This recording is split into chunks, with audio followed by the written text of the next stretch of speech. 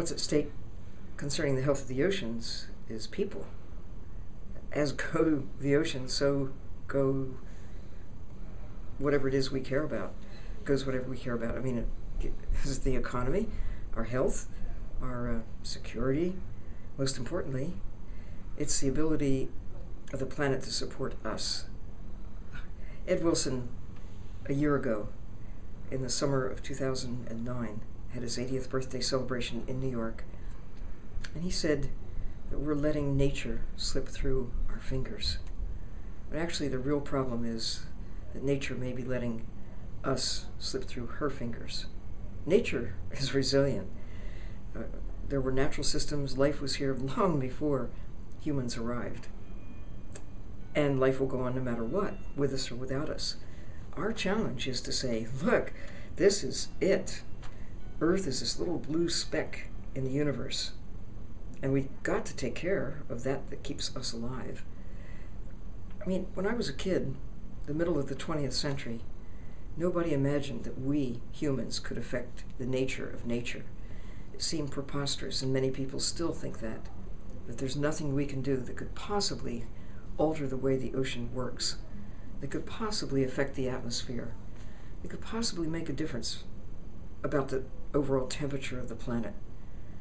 But now we know that we do have the power to change the way the natural systems that keep us alive, how they function. Since the middle of the 20th century, 40% of the plankton is gone, reduced that much, according to a study that recently appeared in Science magazine that is based on a long-term observation of life in the sea. And plankton, why should we care about that? This is what generates oxygen. Take a breath. Where did that air, where did the oxygen come from that we breathe? It's generated and renewed all the time. People say, well, it comes from plants, it comes from rainforests, it comes from the trees in our parks and even the grass in our lawns. That generates oxygen, right? It grabs carbon dioxide out of the atmosphere, right? Right. But most of the action, like maybe 70%, takes place in the ocean, in the plankton, these tiny little organisms that most people don't even know about, let alone care about. But they should, they must. It's what keeps us alive. We can't see it generally, but we can't see our heart either. And yet we know it's important. Taking care of the ocean is like taking care of your heart. If we fail to do so, we're not going to survive. If we fail to take care of the ocean, we won't survive. So, you spoke about hope spots in the ocean. There has been a lot of bad news coming out of the Gulf of Mexico, a lot of discouraging news. There are species that have been lost from the seas that are never coming back.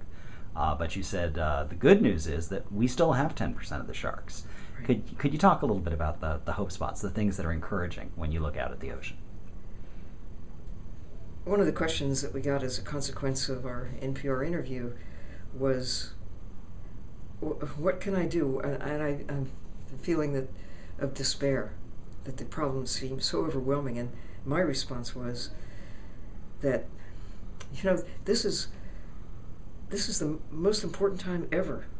The time we're the luckiest people ever to be on the planet, because for the first time we have the capacity to really understand how dependent we are on the natural systems.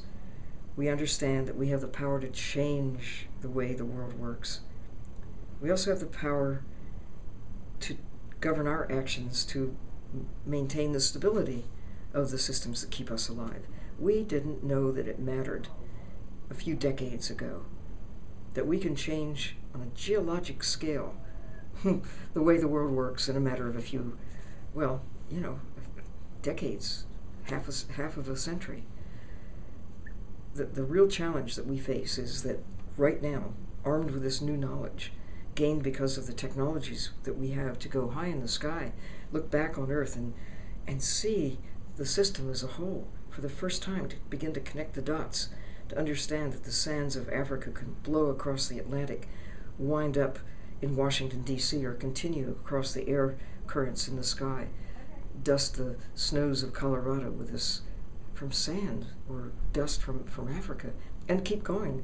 And the currents all around the world, connecting the way the world works. And the same is true in the ocean, those currents that can take what we have enabled through our actions or inactions, whatever. The big spill in the Gulf of Mexico ultimately connects with the whole world. It may not happen in the next 2 weeks or the next 2 months, but ultimately everything connects. What we're putting into the air in our cities is really contaminating the planet as a whole. The excess carbon dioxide is driving global warming. It's driving climate change. It's driving sea level rise. It's driving the change of chemistry, including acidification of the ocean. We didn't know that a few years ago. Now we know it, and that's the key. Knowing is the key to our survival. But of course, if you just know and don't care, so what? Nothing happens. But it's a combination of knowing coupled with caring that leads to action, and we don't have a lot of time. If you follow the trends, where we were in the middle of the 20th century, where we're going to be in the middle of the 21st if we continue business as usual. With the decline of fish in the sea, mostly the big ones, but also many of the small and medium ones too, that 90% of the trend is disastrous. But we still have sharks, we still have tuna, we still have a few grouper, we still have some menhaden, we still have not as many, but there's still some herring out there. And it's true with not just fish, but oysters and clams. We have the capacity to eliminate them. We could, considering what we've done in 50 years, if we continue. We have that kind of power. Or we have the power of governing our actions so we give oysters a break, so that we give tuna a break, so we give ourselves a break. Use this moment of understanding for the first time in history, while there's still time, to turn things around. If we wait another 50 years, it will be too late for a lot of creatures. On my watch, during the time when I was a kid, the last monk seal disappeared from the Gulf of Mexico. It was a part of the ecosystem that maintained the integrity of the Gulf of Mexico. We've seen the decline of manatees, turtles, sharks, groupers, snappers, tarpon, down to dangerously low levels. For the monk seals, it was the end. We can't put them back. They're gone. But these other creatures, there's still a chance. And a chance for them means a chance for us. If on our watch we see, species after species just disappear forever, it means that the ingredients that we need to keep the world running in a way that can include us as a part of it, we're going to lose that, or we're going to save it. So this is the most important time, if you could choose a time to be around. Come on, kids, don't be discouraged. Be empowered. And it's not just the kids, it's the kid and everybody. The CEOs need to know that with their power in their companies, they have a magnified voice. Teachers have a magnified voice. Moms and dads have a magnified voice. Kids, because people, believe it or not, listen to kids with a special kind of listening. If you just use your voice and let yourself be heard, let your concerns be heard. Tell the adults around you, you care about having a world where there's sharks and you don't want to see them disappear. Advise them, don't eat tuna.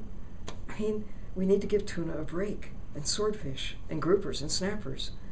Maybe once in a while, if you really have to have those creatures on your menu, okay. But mainly, their value to a healthy ocean, for us, as well as for them, really, really matters.